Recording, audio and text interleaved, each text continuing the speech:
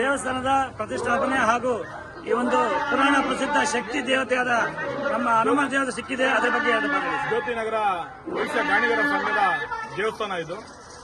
ಕನಿಷ್ಠ ಒಂದು 700 ವರ್ಷ ಇತಿಹಾಸ ಇರುವಂತದ್ದು ದೇವಸ್ಥಾನ ಇದು. ದೇವಸ್ಥಾನ ಜೀರ್ಣೋದ್ಧಾರ ಮಾಡಬೇಕಾದ್ರೆ ಇಲ್ಲಿ ಇತಿಹಾಸ ಇರುವಂತಹ ಆಂಜನೇಯ ಸ್ವಾಮಿ ಸಿಗುತ್ತೆ.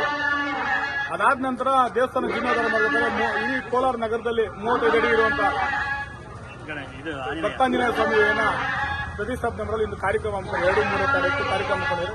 ಇವತ್ತು ಎಲ್ಲ ನಮ್ಮ ಜನಾಂಗ ಮತ್ತು ಭಕ್ತಾದಿಗಳು ದತ್ತಾಂಜನೇಯ ಸ್ವಾಮಿ ದೇವಸ್ಥಾನದ ಭಕ್ತಾದಿಗೆಲ್ಲ ಬಂದು ಭಾಗವಹಿಸಿ ಕಾರ್ಯಕ್ರಮ ಯಶಸ್ವಿ ಮಾಡಿದ್ದಾರೆ. ಸರ್, ನಾಳೆ ಕಾರ್ಯಕ್ರಮಗಳು ಬೆಳಗ್ಗೆ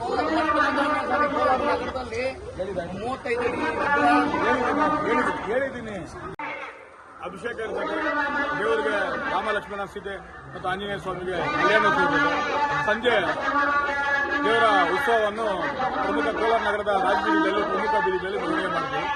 ನಾಳೆಗೆ ಸಮಾಪ್ತಿ ಆಗುತ್ತೆ. ಸರ್, ಇವತ್ತು ಕಾರ್ಯಕ್ರಮ ಬೆಳಗ್ಗೆಯಿಂದ ಸಂಜೆಯಿಂದ ಕಕ್ಷಾ ಗೋಪುರ ಸ್ಥಾಪನೆಗೆ ಸಂಜೆ ಇವತ್ತು 35 ರಾತ್ರಿ 1 ಗಂಟೆವರೆಗೂ ವಿಮಾನ ಗೋಪುರ ಸ್ಥಾಪನೆ. ಸರ್, ಪ್ರತಿಷ್ಠಾಪನೆ ಪ್ರಾಣ ಪ್ರತಿಷ್ಠಾಪನೆ ರಾತ್ರಿ 1 ಗಂಟೆ. ಯಾರಾದ್ರೂ ಗೆಸ್ಟ್ ಬರ್ತಾರೆ.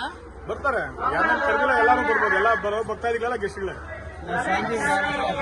ಮೊಟ್ಟ ಮೊದಲನೇ ಬಾರಿ ಕೋಲಾರದ ಗಾಣಿಗರಪೇಟೆಯಲ್ಲಿ ಗಾಣಿಗ ಸಮಾಜದಿಂದ 25 ಅಡಿ ವಿಗ್ರಹವನ್ನು ಆಂಜನೇಯಂದು 35 ಅಡಿ ವಿಗ್ರಹವನ್ನು ಪ್ರತಿಷ್ಠಾಪನೆ ಮಾಡಲಾಗಿದೆ. ಇವತ್ತು ನಾಳೆ ಕಾರ್ಯಕ್ರಮ ಇರ್ತದೆ. ವಿಶೇಷ ಪೂಜೆಗಳು ವಿಶೇಷ ಪೂಜೆ, ವಿಶೇಷ ಅಲಂಕಾರ, ಅನ್ನದಾನ ಪ್ರತಿಷ್ಠಾಪನೆ ಎಲ್ಲ ಇರುತ್ತೆ. ಸ್ವಲ್ಪ ದೂರದಿಂದ ಎಲ್ಲರೂ ಬೀಳಿ. ನಮ್ಮ ಕೋಲಾರ ನಗರದ ಗಾಳಿಯರಪೇಟೆಯಲ್ಲಿ ಸುಮಾರು 400 ವರ್ಷಗಳ ಇತಿಹಾಸವುಳ್ಳ ದೇವಾಲಯ ಇದೆ. ಈ ದೇವಾಲಯದಲ್ಲಿ ಒಂದು ಮರ ಒಂದಿತ್ತು, ರಾಗಿ ಮರ. ಆ ರಾಗಿ ಮರಕ್ಕೆ ಸ್ವಲ್ಪ ಇದಾಗಿದೆ ಅಂತ ಹೇಳ್ಬಿಟ್ಟು ಅದನ್ನು ನಾವು ತೆರವುಗೊಳಿಸಿದಾಗ ಅಲ್ಲಿ ಪುರಾತನ ಪ್ರಸಿದ್ಧವಾದಂಥ ಒಂದು 400 ವರ್ಷಗಳಿಗಿಂತ ಅಧಿಕ, ಅಂದರೆ ಒಂದು 500-600 ವರ್ಷಗಳು ಇತಿಹಾಸವುಳ್ಳ ಒಂದು ವಿಗ್ರಹ ಸಿಕ್ಕಿದೆ. ಆ ವಿಗ್ರಹ ಸಿಕ್ಕಿರೋ ಒಂದು ದೃಷ್ಟಿಯಿಂದ ನಮ್ಮ ಗಾಣಿಗರಪೇಟೆಯಲ್ಲಿ ಮುಂದೆ 35 ಅಡಿ ವಿಗ್ರಹವನ್ನು ನಾವು ಅಲ್ಲಿ ಲೋಕಾರ್ಪಣೆ ಕಾರ್ಯಕ್ರಮದ ಸಮಯದಲ್ಲಿ ಆ ವಿಗ್ರಹವನ್ನು ಕೂಡ ನಾಳೆ ಪ್ರತಿಷ್ಠಾಪನೆಯನ್ನು ಕಾರ್ಯಕ್ರಮವನ್ನು ಹಮ್ಮಿಕೊಂಡಿದ್ದೀವಿ. ಅಣ್ಣ ಇದು